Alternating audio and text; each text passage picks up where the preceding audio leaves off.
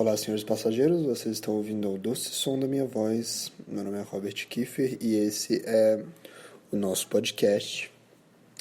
Nosso podcast consiste em eu estar em algum momento calmo do meu dia, estar em algum momento que eu não preciso me importar com nada, tomando um café ou comendo uns sucrilhos ou até mesmo tomando o sangue da pessoa que eu matei há 7 minutos atrás, porque 7 é um número que me dá sorte e isso me acalma, isso me acalma.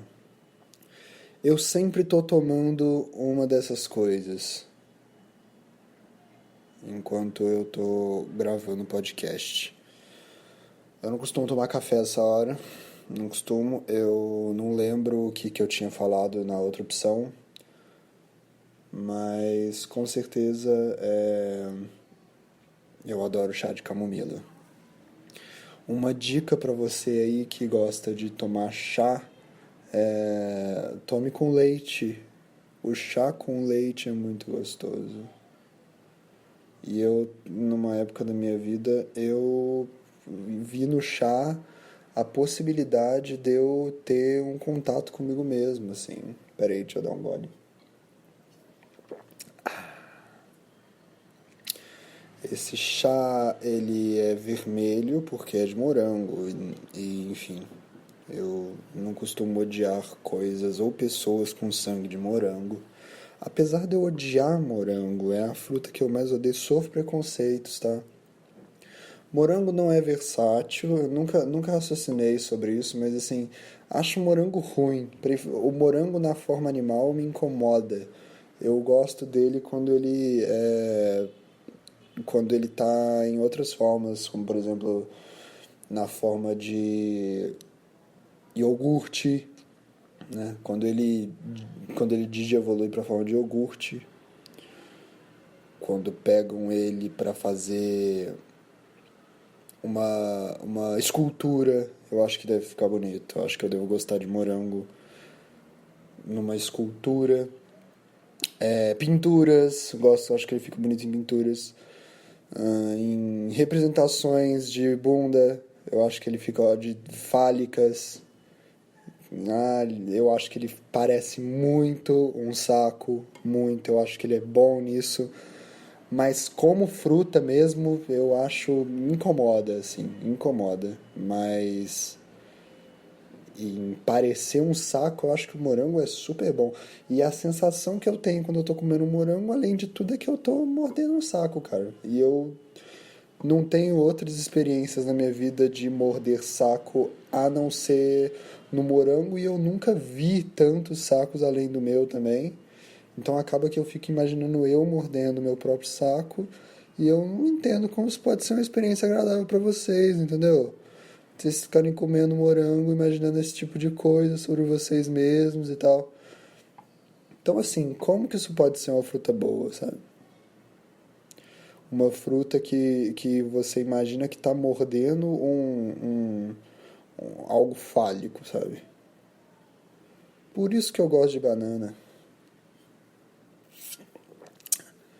Porque a banana, ela não te engana, entendeu?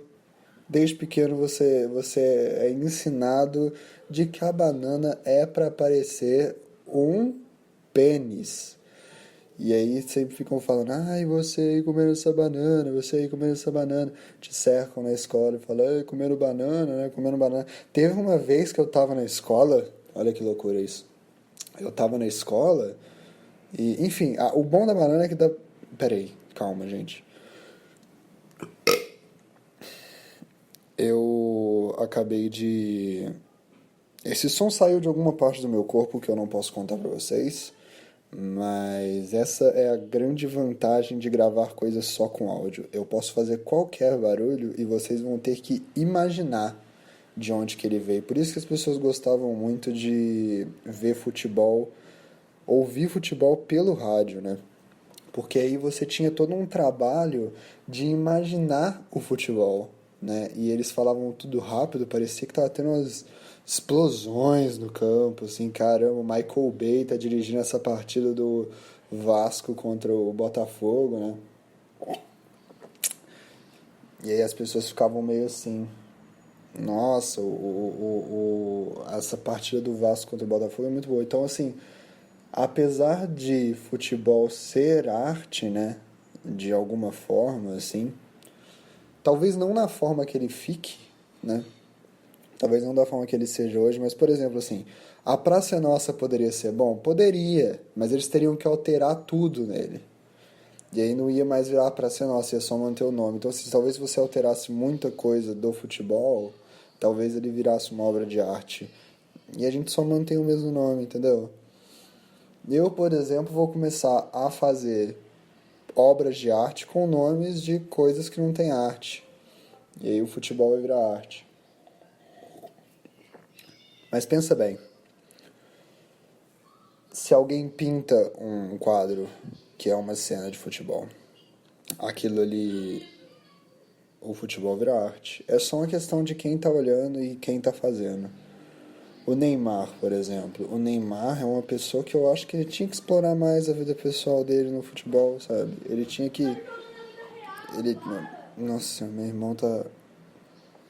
Meu irmão, ele não tem consciência das coisas mais, porque ele tá nessa coisa de realidade virtual, que as pessoas têm que parar de usar isso, realidade virtual, como algo, porque um dos maiores erros da sociedade atual é as pessoas acharem que o real e o virtual são coisas diferentes. Não são. Vocês estão ouvindo esse barulho aqui, ó? Tá ouvindo? Isso aqui é uma sirene que tem aqui na minha cidade. A minha cidade é... Eu moro na cidade de Juiz de Fora. Essa cidade tem alguns problemas. Quais são os problemas da cidade de Juiz de Fora? Um é, as pessoas são muito falsas uma com as outras. Além de serem mesquinhas umas com as outras também. Por exemplo, eu tenho uma amiga que nunca viu o Rei Leão.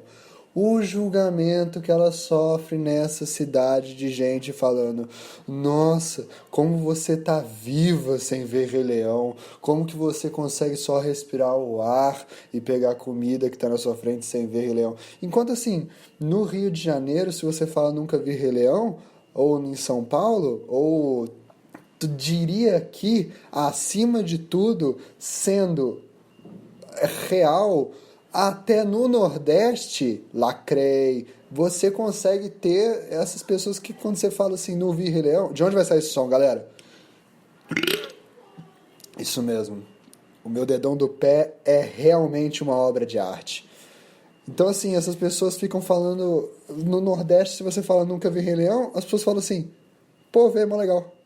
E aqui em Juiz de Fora é tipo, nossa, como que você nunca viu Rei Leão? Você precisa ver Rei Leão, porque no Rei Leão você vai virar uma pomba.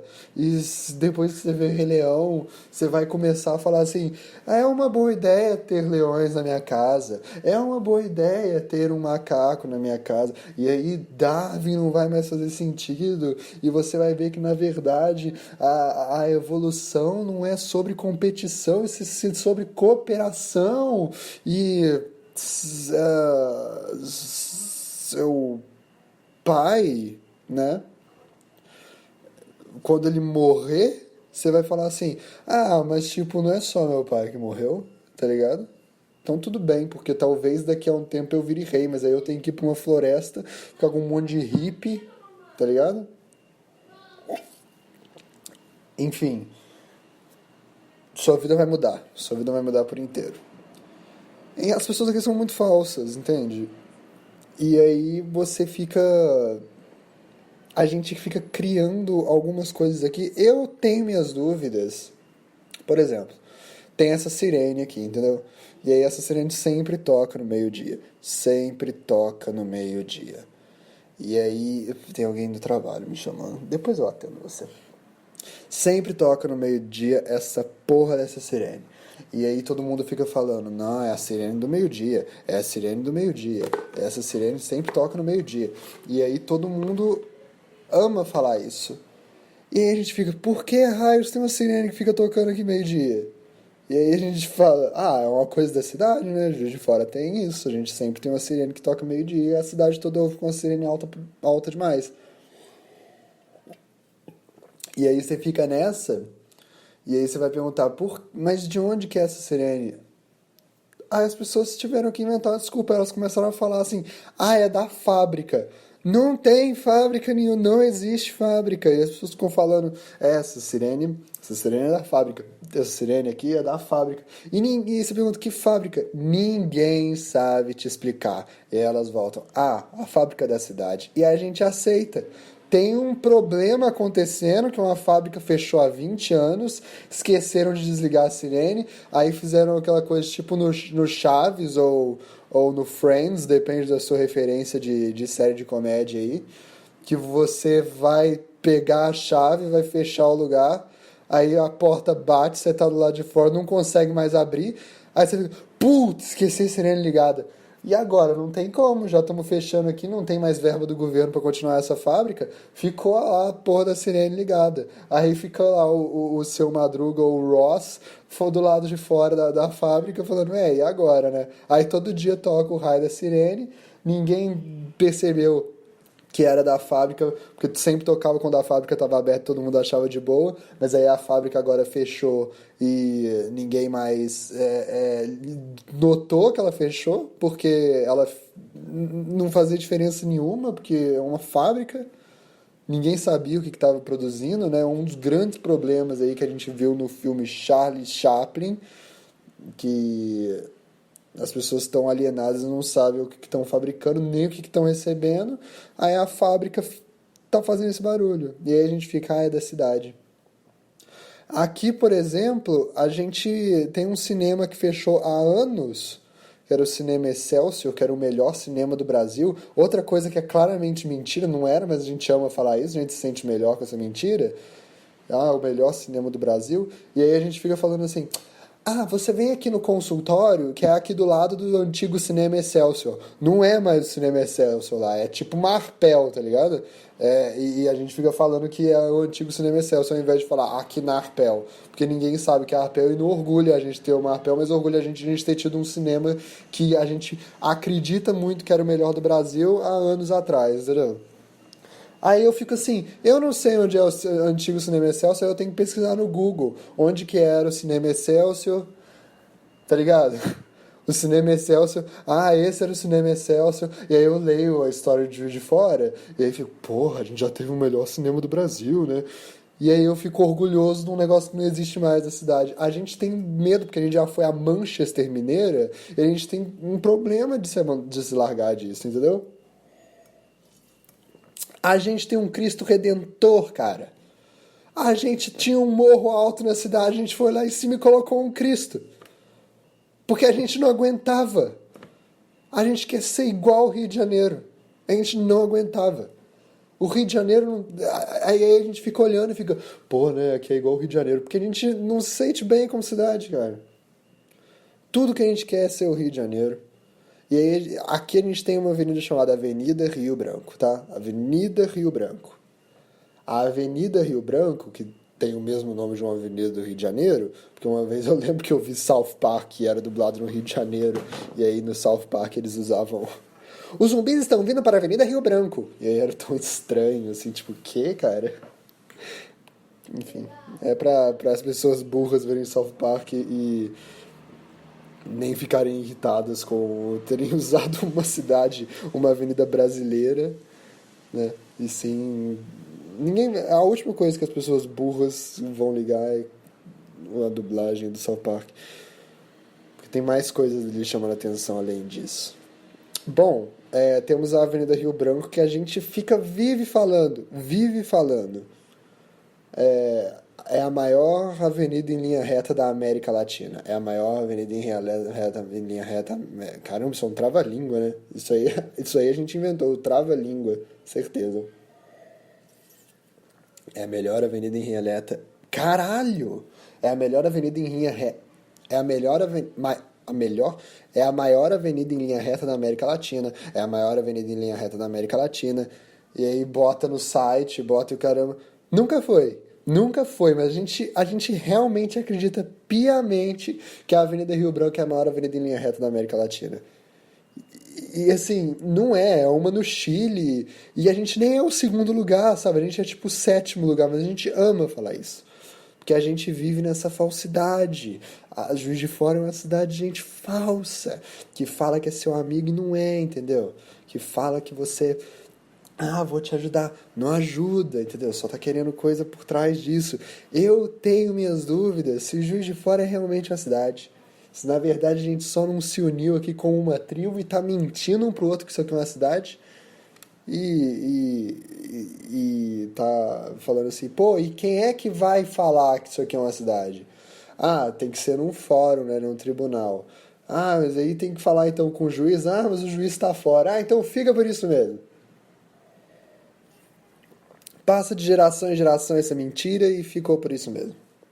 Me dá um medo, cara. Me dá um medo. Cara, notei uma coisa muito interessante. Eu tava indo pra faculdade hoje de manhã e sabe o que que é, né? Eu tava notando que tem muita letra K no mundo, muita letra K. Esse podcast aqui vai ser de coisas que me assustam. Muita letra K, o que eu tô dizendo é, o bairro que eu tô na faculdade, ele é um bairro, vamos dizer assim, eu estudo na Universidade Federal daqui. Ele é um bairro que ele está gentrificando, sabe? Ele era um bairro pobre e ele está sendo colocado ali com shopping, hospital que tem piscina, sabe? Umas coisas assim. Que mais? O antigo Cinema Excelsior fica lá, sabe? O antigo shopping, melhor shopping da América Latina, tá tudo lá, assim. Estão botando tudo lá. Estão construindo o antigo maior shopping da América Latina. O problema dessa cidade, outra coisa, tá?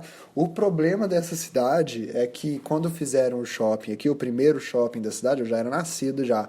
E aí a gente tava tudo, pô, o shopping, o shopping. Aí foi a mãe de Ná no Ratinho e falou assim que o shopping foi construído num antigo cemitério indígena, que nem deve ter na cidade, porque a cidade nunca deve ter tido indígenas, mas a gente gosta de acreditar nisso para achar que a gente estava aqui desde o início, como cidade que a gente nem é. E aí foi a mãe de Ná no Ratinho falar assim, o shopping ele vai cair, tá? É 3 meses, porque ele foi construído em cima do cemitério indígena, não tem nenhuma sustentação para aquele shopping. Ele vai cair e vai afundar. Aí ficou eu com 7 anos de idade, nunca indo no Independência Shopping, porque eu falava assim, não, a moça foi em rede nacional para falar da nossa cidade, finalmente, estamos buscando aí esse reconhecimento como cidade. E aí a gente chega lá, e é pra falar que o shopping vai cair, eu que não vou. Aí eu fiquei 3 meses não indo no shopping, tem pista de patinação do gelo. Óbvio que tem, porque a gente é tudo idiota, colonizado, eu com 7 anos falando, idiota e colonizado, querem levar a gente lá pra gente morrer e ficar junto com os índios, que estão tudo morto, entendeu?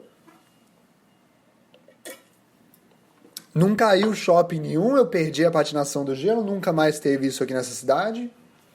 E aí sempre que tem também eu lembro. Como é que alguém pode ir na rede mundial de televisores e falar o shopping vai cair, tá, gente? Foi construído em cima de um antigo cemitério indígena. E outra, tenho certeza que se os indígenas construíssem um cemitério, teria resistência suficiente para erguer um shopping ali em cima. Os índios sabiam o que estava fazendo. A gente estaria não tomando banho todo dia se não fosse por eles. E aí você vem me falar que eu não posso ter um shopping em cima do cadáver dos índios? Eu posso ter um shopping, sim. Você prevê as coisas que os espíritos dos índios falam para você. Como é que eu vou saber que não foi um espírito de alguém que odeia índio que falou isso pra você? Não existe parcialidade no espiritismo. Eu repito, não existe parcialidade em imparcialidade. Desculpa. Eu fui possuído aqui, eu falei errado. Não existe imparcialidade no mundo dos espíritos, é isso que eu tô querendo dizer. Todo mundo tem um motivo para falar o que tá falando. Todo mundo. E tá querendo defender os seus direitos. Você vai pesquisar aí da mãe de Ná, eu quero ver quais são os ancestrais dela. Quero ver quem são os seus descendentes. Eu tenho certeza que ela tem esses descendentes. O descendente em Capricórnio, sei lá. ancestral em Gêmeos, eu não sei. Não existe imparcialidade nesse tipo de coisa. Tava no bairro, tá? Eu tava no bairro, e aí eu tava notando que tem vários, mesmo com ele se gentrificando. Aliás, pesquisa aí no Google o que é isso, porque eu tenho que ficar pesquisando onde é que é o antigo Cinema Excelsior para me locomover na minha cidade, então aqui é cultura. Mentira, eu vou falar o que é para você. Gentrificação, se você largou a escola na terceira série, porque a televisão te colocou um trauma sobre isso, como por exemplo, falar que os índios também estão estudando. E aí você fica falando, nossa, mas os índios também estão usando roupa e também estão estudando, o que me diferencia deles? Aí você para de estudar e para de usar roupa, porque você não consegue aguentar viver num mundo em que os índios são iguais a você. Se você está nesse tipo de situação, você pode fazer o seguinte, você pode pegar esse seu celular e enfiar bem no meio da sua bunda. Se você não está nesse tipo de situação, gentrificação é quando... Esse podcast não vai pro ar, né? Eu tô notando isso, não tá nada bom. Gentrificação é quando um bairro começa a ficar rico.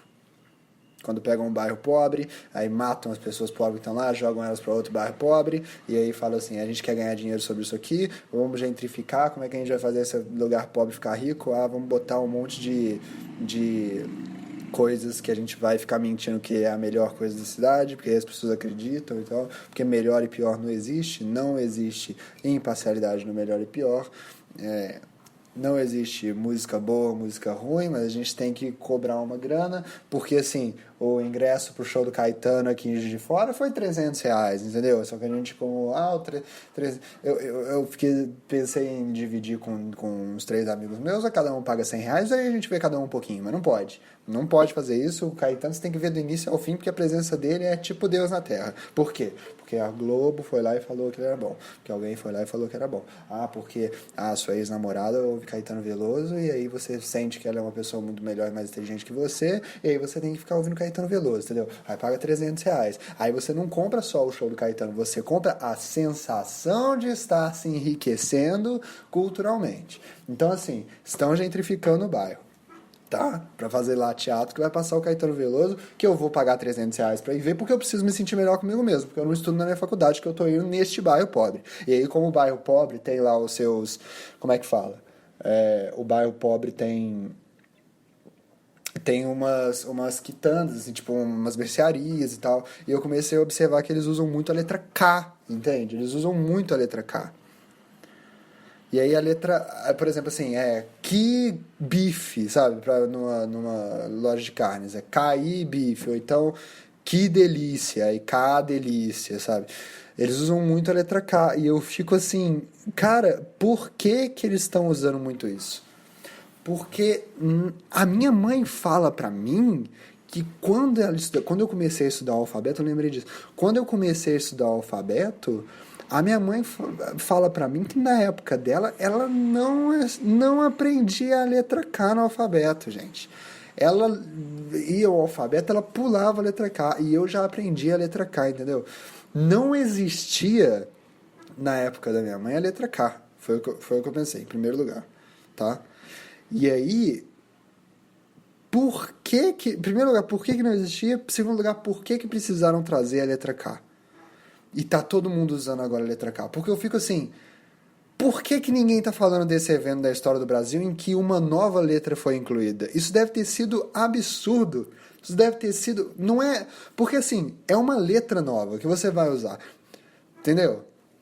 E aí você vai ter que lidar com esse sentimento de você estar num mundo e depois falar assim, aqui ó, tem uma nova letra para você usar e para você falar.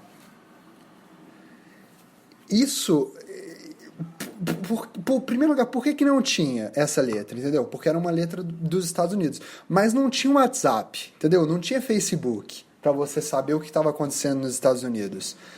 Lá tem essa letra, aqui não tem, e aí do nada você descobre, sabe essa letra que tem lá? Então, agora vai ter aqui também. Aí você fica, eu já sabia. Não, a letra vem de carta e chega aqui no Brasil, a gente tem que lidar com isso.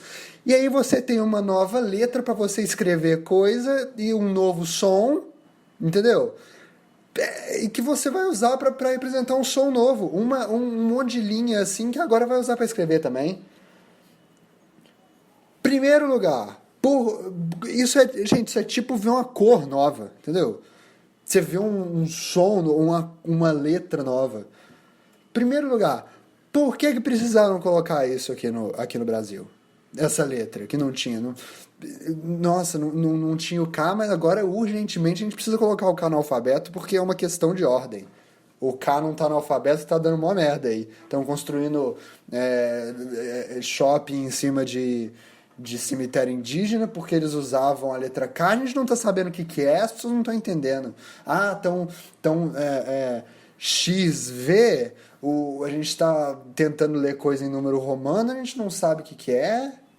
Estamos construindo os prédios e vai ter que ir a mãe de Ná no ratinho para falar que o shopping vai cair porque a gente não consegue. Qual foi o motivo que foi tão importante para eles colocarem a letra K no alfabeto? Do nada. Segundo lugar, como que as pessoas não ficaram em polvorosa num ataque psicótico contínuo de falar, meu Deus do céu, é um M de cabeça para baixo. E a gente agora vai ter que lidar com isso, com essa nova letra W, e é um som novo que a gente vai ter que escrever. E aí você... Cara, imagina se você vê uma cor nova. É uma letra nova. É um monte de traço que as pessoas vão ter que lidar com essa nova realidade agora. Será que eles tiveram que colocar essa porra dessa letra nesse alfabeto? Nesse abecedário, né? Como eles chamam. Um abecedário. Os leigos estão chamando disso. Porque esse bairro aqui, que está sendo gentrificado, ficou sabendo que existia essa letra, começou a usar nas mercearias e aí a gente ficou maluco? Ninguém tá sabendo o que é isso que vocês estão usando, a gente vai ter que colocar agora porque os revolucionários da mercearia, que delícia, estão tendo que fazer essa revolução aí no alfabeto pelo marketing do comércio deles. E aí a minha mãe não via essa letra, entendeu? Essa letra. E aí o filho dela vê. Eu vejo, eu estudei o K. Quando eu vi o alfabeto, eu cantava a música do alfabeto com K. A minha mãe cantava a música do alfabeto, mudaram a métrica toda só pra botar meu K. E ela não, entendeu? Ela não precisava disso. E aí ela tem que lidar com o fato de que existe uma nova letra. Porque, por exemplo, Y. O Y, ele tem um som dele. Mas ele tem um som para se falar que é o som... Você entende, assim, que estão botando uma nova letra que não é tipo alfa, não é tipo beta, sabe? Não é isso. Não é uma letra que é de um negócio diferente demais e aí chegou aqui pra gente usar. Não, é uma letra igualzinha às nossas, cara. É uma letra normal que você nem sabia que existia e agora você vai ter que usar esse som. Entendeu? E aí o Y é Y. São vários sons que a gente já conhece, mas ele é uma síntese. Entendeu? É uma síntese desses sons. E aí agora você que estava querendo falar Y e tinha que escrever isso de um jeito tudo estranho, agora você tem um novo jeito de escrever isso. Entendeu? É muito doido isso, cara. É muito doido isso. Por que não tinha, por que precisaram usar? Porque ninguém usa o K pra nada. Ninguém usa o K pra nada a não ser pra fazer esses nomezinhos, trocadilhos, sabe? Chegou o Kill Bill aqui no Brasil, a gente deve ter ficado maluco. Sabe? Mortal Kombat. A gente ficou, cara, que hieroglifo é esse que tá na frente do Wombat? Que eu não tô entendendo nada do que tá aí. Não tô sabendo. E aí alguém me fala que é tipo C. Eu fico, por que não estão usando o C? E aí eu tô tendo que lidar com isso agora. Ninguém me ensinou aqui, cara. E aí tá vendo essas coisas do outro lado do oceano? Caraca.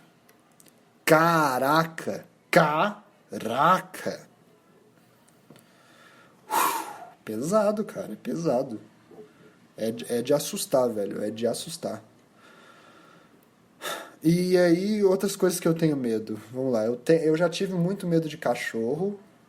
Eu tenho um problema sério com cachorro, assim, por exemplo, eu tinha medo de cachorro, porque quando eu era criança, eu tinha essa essa vizinha que ela tinha esse cachorro grande preto que eu desci e subi elevador com ela, eu era muito criança, né? Ele era 3 vezes maior que eu. Eu não sei se aquilo era um cachorro ou se ela falava que era um cachorro porque ela tinha. Ela, era o jeito dela de mentir pro Ibama pra conseguir aprisionar um urso em casa. Porque era um bicho gigantesco, era um bicho gigante.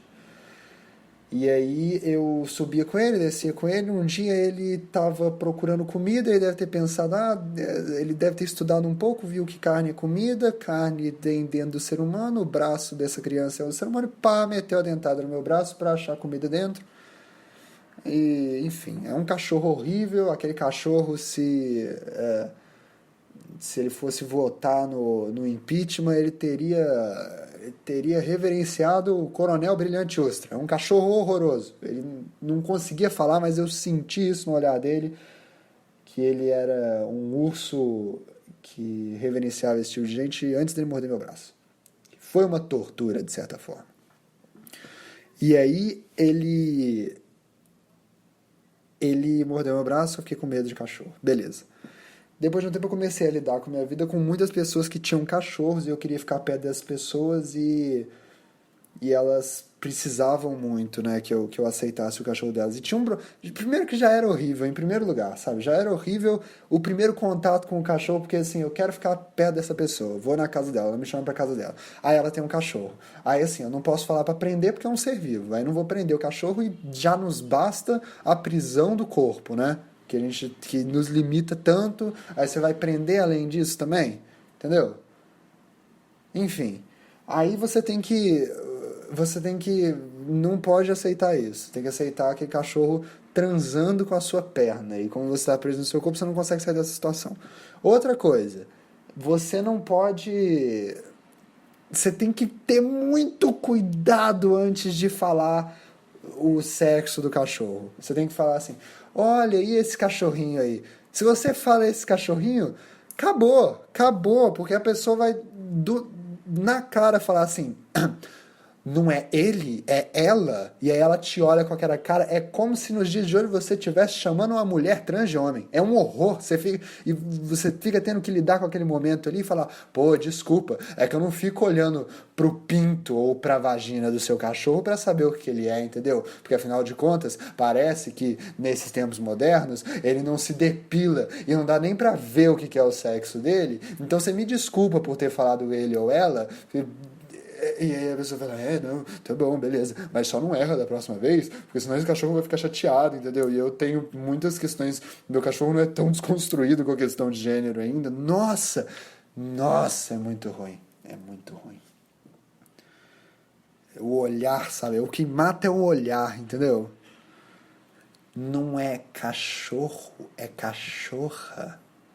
Cara, não chama o seu animal de estimação de cachorra. Oi, cachorra. Sabe? A gente tem que parar de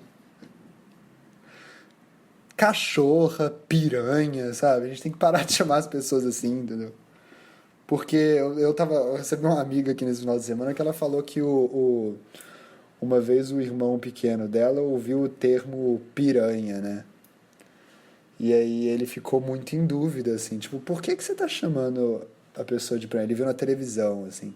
Aí ele perguntou, por que tá chamando de piranha? Sua piranha. Ele achou que fosse um elogio, assim. Ele perguntou pra mãe dele, por que chamou ela de piranha? Você é piranha, mamãe? Ele perguntou. Aí a mãe falou, não pode falar isso, não. Aí disse que o menino saiu em polvorosa, era uma festa de família, gritando por aí, piranha, piranha, piranha, piranha, porque falou que não podia falar, né? Aí ele ficou gritando piranha. Aí a mãe falou assim, não pode falar isso não, cara. Aí ele, tipo, ficou assim, mas por que não pode, sabe? Aí é foda, né? Porque você vai explicar pra criança? Não, porque piranha é quando a mulher é muito safada na cama e muito safada também na vida real. E aí a gente aperta a bochechinha dela, assim, deixando só o dentinho aparecer e fala, sua piranha, assim, entre o dente, entendeu? Você não pode falar isso pra criança.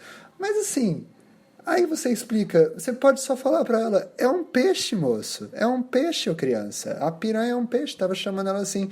Aí a minha amiga falou que a mãe dela não falou isso porque se você falar assim, é um peixe, a pessoa vai achar que não tem problema chamar as pessoas por aí de piranha, porque não tem nada demais nesse xingamento, nessa palavra, né? Mas assim, quem é que é a criança que vai estar numa situação com alguém, que ela vai olhar aquela pessoa fazendo certa coisa e vai falar assim, pô, agora essa pessoa tá agindo igual aquele peixe, né, que vive na água. E aí vai chegar pra ela e vai falar assim, você é mó piranha, hein? Porque você tá agindo igual um peixe que fica nadando em água doce, sabe? Não vai ter esse momento nunca. Então, se você falar que é um peixe, a pessoa vai só nunca usar esse termo e só não vai entender o que estão falando em volta dela. E não tem que explicar também não, entendeu? É criança. Fala assim, oi mãe, o que é piranha? Foda-se que é piranha, meu querido. Dá um pedala Robin nele, vai carpir o lote. Não tem que saber não, você tem seus limites. Seu limite é seu corpo, você é muito criança ainda. Se você tentar me bater, Nossa, eu te estraçalho, criança, sério. Não que eu vá fazer isso, mas você é uma poeirinha, velho, de mim. Enfim. Aí, meus medos, né? Meus medos são... Aí eu tive que lidar com o cachorro, comecei a lidar com o cachorro. Aí eu comecei a ter um tratamento com o cachorro que era igual o que eu tenho com pessoas, assim. Às vezes eu vou com a cara do cachorro, eu fico mais tranquilo com ele. Às vezes o cachorro tem que me conquistar. Aí eu vou chegando um pouco perto, aí ele fala, não, ele é mansinho e tal. Aí o cachorro me conquista. Se depois ele vacilar comigo também, faço igual a pessoa e tomo o sangue dele enquanto gravo o podcast. Enfim. Aí eu, depois de um tempo, comecei a me afeiçoar mais com cachorros, né, e tudo mais. E aí eu comecei a ter um problema num momento da minha vida que era assim, eu vivia com cachorro, tá, o cachorro tava ali, eu gostava dele e tudo mais. Eu tinha uma coisa que me fazia achar um cachorro fofinho e aceitável ou não quero ele perto de mim. Que era o seguinte... O cachorrinho, quando era branco, eu gostava. O que eu tenho certeza que eu falava isso pra mim, eu falava, isso não pode estar certo, isso é meio errado, não é? O cachorro, quando é branco, eu vejo ele na rua, que bonitinho. Agora, quando eu vejo um cachorro preto lá do outro lado da rua, eu já atravesso. Eu não quero lidar com ele, não. O cachorro preto, eu vou pra longe, eu sei lá, não sei qual é a dele.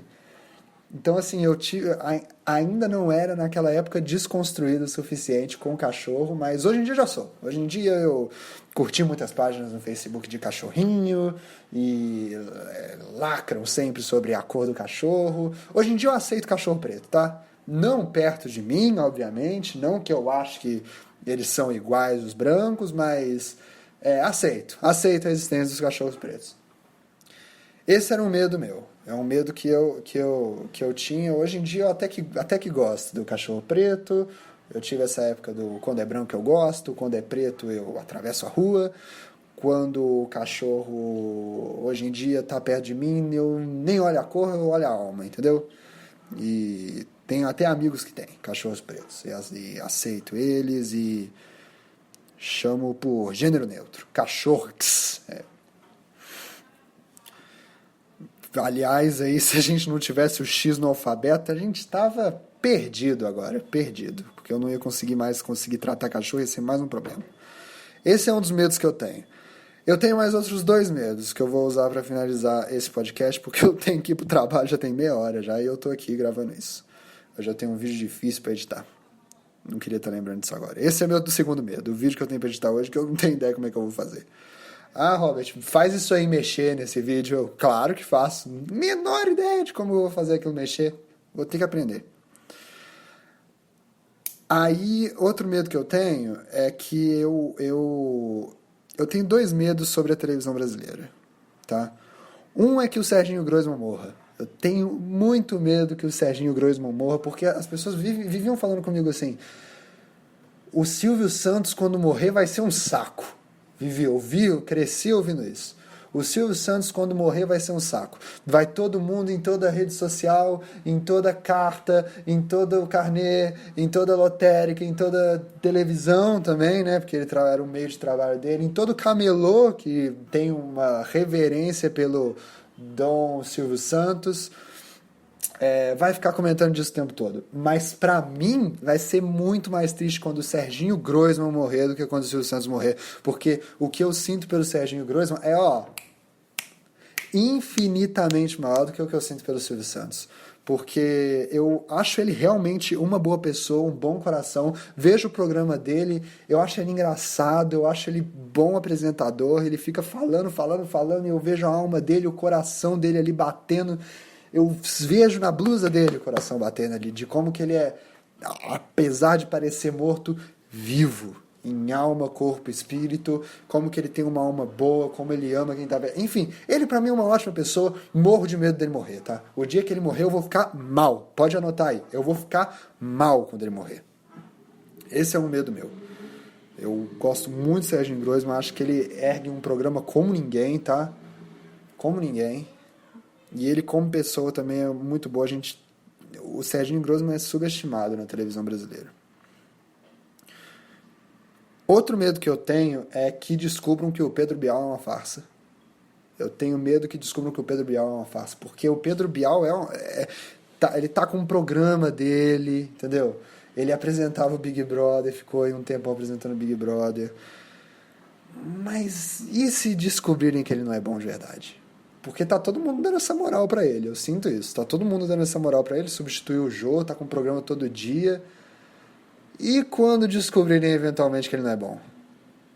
Porque a vida dele, vocês sabem, né? Vocês sabem que é tudo um grande acidente, é igual a gente, é igual o ser humano.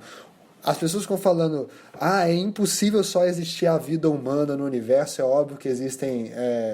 eu tô falando sobre Pedro Bial ainda. É óbvio que existem extraterrestres, é óbvio que existe vida real. Cara, a gente é muito idiota e muito egocêntrico por achar que só a gente que existe. Beleza. Você acha isso, mas a questão é que se você vê como é que a gente está aqui, é super possível que só a gente esteja aqui nesse universo, porque a gente está aqui por um acidente gigantesco. Bateu uma pedra num lugar, que bateu outra no outro lugar, que bateu no lugar, a gente acabou estando aqui. Em cima dessa pedra também, entendeu? E aí a gente tem que lidar com isso. Que foi mais ou menos o Pedro Bial. O Pedro Bial tava viajando.